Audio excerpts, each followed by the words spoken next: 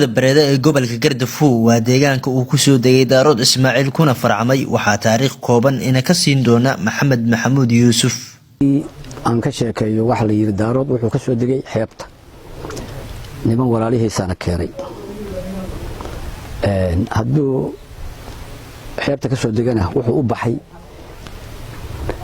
qarka dheer aad aragteen oo buu u baxay meeshiisa u sarreysa fiintaas sare xagga ogada qarduqa ka sii xiga hase aatee halkan uu u tagay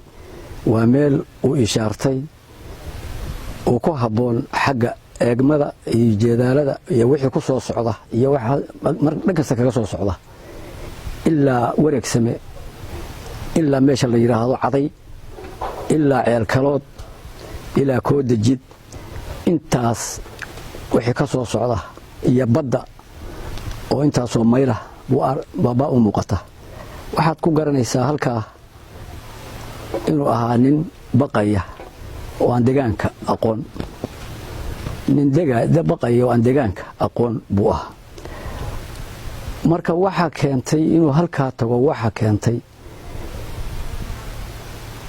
deegaanka buu yar aqoon halkaasna wuxuu u galay ammaan ahaan inuu naftiisa ku maadiyo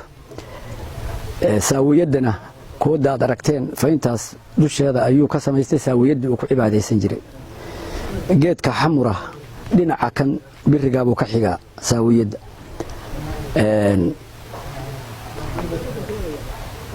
geedkaas anigu maanta 80 jirkii baan ku jiraa maalintan 10 jiray oo aan garaad si fiican u garaadsaday geedkaas sida uu yahay buu ahaa sidaas haddana uu qalloocay meeshaas suuna ku oola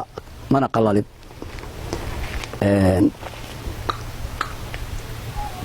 godkana habeenkii u soo hoyan jiray habeen maantina halkaas uu naftiisa ku ilaalin jiray oo wax ka iska eegi jiray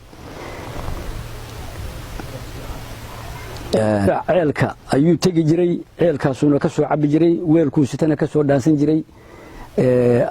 doobirana waxa la iska helay kulliba